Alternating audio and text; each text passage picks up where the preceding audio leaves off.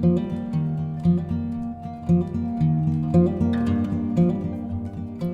Friends, आज हामीले class 11 को केमिस्ट्रीको एउटा इम्पोर्टेन्ट टपिक लिएर आएको छौँ। यसमा चाहिँ के सोधेको छ भन्दाखेरि estate and explain Dalton's law of partial pressure भनेर सोधेको छ हैन। एउटा डाल्टन्स भन्ने साइन्टिस्ट थियो। यो साइन्टिस्टले चाहिँ के गरेछ भन्दाखेरि एउटा रुम छ अरे क्या, सपोजको लागि यो रुम चाहिँ कस्तो कन्डिसनमा छ भने कन्स्ट्यान्ट टेम्परेचर भएको कन्डिसनमा छ अरे क्या। अब यसले चाहिँ यहाँबाट हैन हिलियम हालेछ, हिलियम र यहाँ आएर नियोन हालेछ। अब दुईटा त रियाक्ट हुँदैन नि त, इनर्ट ग्यास हो, रियाक्ट हुँदैन।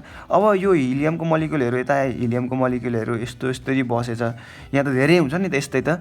अब यहाँ नियोनको मलिक्युल पनि छ नि त, नियोनको मलिक्युल। अनि यसले चाहिँ के पत्ता लगाएछ भन्दाखेरि अब हिलियमको प्रेसर यहाँ आएर आइसकेपछि, मलिक्युल आइसकेपछि त हिलियमको आफ्नो प्रेसर हुन्छ कि हुँदैन त, हिलियमको प्रेसर भएर यो। अनि नियोनको प्रेसर पनि यहाँ आएर छ अरे, नियोनको प्रेसर यहाँ आएर छ अरे। अनि त्यसले चाहिँ के थाहा पाएछ भने यहाँ यो रुममा टोटल प्रेसर चाहिँ यो हिलियमको र यसको जोड्दाखेरि चाहिँ टोटल प्रेसर हुँदो रहेछ भनेर यसले थाहा पाएछ क्या।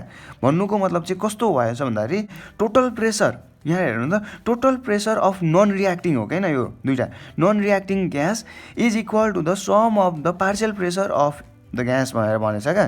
जो चाहिँ कस्तो कन्डिसनमा, कन्स्ट्यान्ट टेम्परेचरमा भएछ। अब यो ललाई लेखौँ ल, लेखेपछि बुझिहालिन्छ क्या।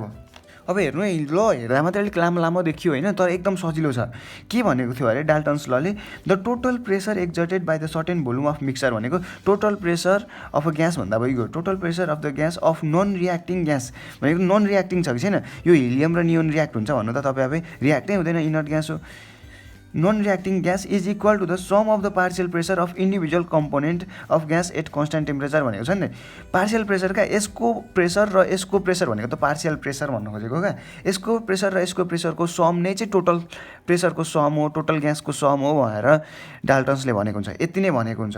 अब यसको ललाई पनि भेरिफाई गर्नुपर्छ नि त। अब यसलाई सिम्पल भाषामा लेख्दाखेरि चाहिँ द्याट इज पी टोटल लेख्दा भयो होइन। टोटल यो यसमा के हुने रहेछ त, P1 + P2 + P3 भनेर भनिदिँदा भयो कि भएन भन्नु त। अनि dot dot dot dot dot Pn कतिवटा ग्यास रियाक्ट गरेको छ, यस्तो गरिदिँदा झन् राम्रो भयो होइन, यो भइहाल्यो। अब हामीलाई के गर्नु पर्यो भने नि, अब यसको डेरिभेसन पनि छ सानो क्या, यसलाई प्रुफ पनि गर्नुपर्छ नि त कसरी यस्तो हुन्छ भनेर। अब हामी चाहिँ गर्छौँ त्यो Dalton's law of partial प्रेसरलाई prove गरौँ ल। अब यहाँ के हुन्छ भने एउटा कन्टेनर छ अरे, सम्झिनु कन्टेनर छ अरे। अब यसमा ग्यास 1 छ अरे, यसमा ग्यास 2 छ अरे, यसमा ग्यास 3 छ अरे। हामी तिनवटा मात्रै लिएर गरौँ ल, तिनवटा लिऊँ अरे। अब यहाँ आएर चाहिँ होइन यसको मोल, यो ग्यास 1 को मोल N1 छ अरे, यसको मोल N3 को मोल N3 छ अरे, यसको मोल N2 छ अरे, N1 N2 N3 छ अरे। अब भनेपछि यसमा टोटल मोल कति हुने रहेछ, टोटल मोल कति हुने रहेछ भन्नु त। टोटल मोललाई N लेखौँ, अनि equal to N1 + N2 + N3 हुन्छ कि हुँदैन भन्नु त। यति कुरा गरेको त बुझ्नुभयो नि त तपाईँले।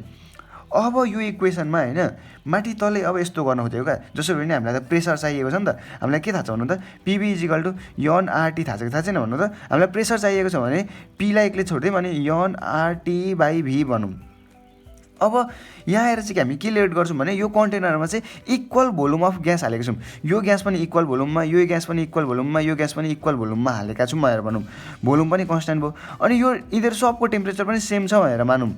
यो सेम भयो, टेम्परेचर पनि सेम, भोल्युम पनि सेम भयो। अब यो युनिभर्सल ग्यास कन्स्ट्यान्ट त कन्स्ट्यान्ट भइगयो भनेपछि माथि तले होइन NRT/V ले मल्टिप्लाई गरिदिउँ त। यो भनेपछि दुईटै इक्वेसन क्या, multiplying both side by NRT/V लेख्न पाउँछ कि पाउँदैन भन्नु त, त्यति लेखिदिने।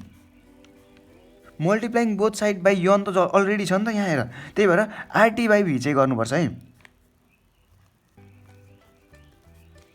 अब मल्टिप्लाई गर्दा के हुन्छ भन्नु त, RT/V ले मल्टिप्लाई गर्दाखेरि NRT/V हुन्छ। यो N छ अनि RT/V ले मल्टिप्लाई भयो। यहाँ आएर पनि N1 RT/V भयो कि भएन भन्नु त। प्लस यसमा के हुने रहेछ, N2 RT/V भयो, यसमा के हुने रहेछ प्लस N3 RT/V हुने रहेछ। यति गरेको त बुझिहाल्नुभयो। अब यहाँ हेर्नु त, यो भन्नुको मतलब त के हो, PV = NRT छ अरे। अनि यहाँनिर के हुन्छ भन्नु त, P = NRT/V छ। यहाँ हेर्नु त, NRT/V छ, NRT/3 छ। यो चाहिँ केसँग बराबर हुँदो रहेछ, Pसँग बराबर हुँदो रहेछ, P लेख्यौँ। अब यो N1 को लागि छ भने यो चाहिँ प्रेसर अफ 1 हुने रहेछ, यो चाहिँ के हुने रहेछ प्रेसर अफ 2 हुने रहेछ, यो चाहिँ के हुने रहेछ प्रेसर अफ 3 हुने रहेछ, किन रहेछ भन्नु त। हो यो चाहिँ यसरी डाल्टन्स ल प्रुभ हुन्छ। अब यहाँ आएर त अलिकति ल्याङ्ग्वेज त लेख्नु पऱ्यो नि त। हो यो ल्याङ्ग्वेजलाई चाहिँ म यहाँनिर लेखिदिन्छु ल।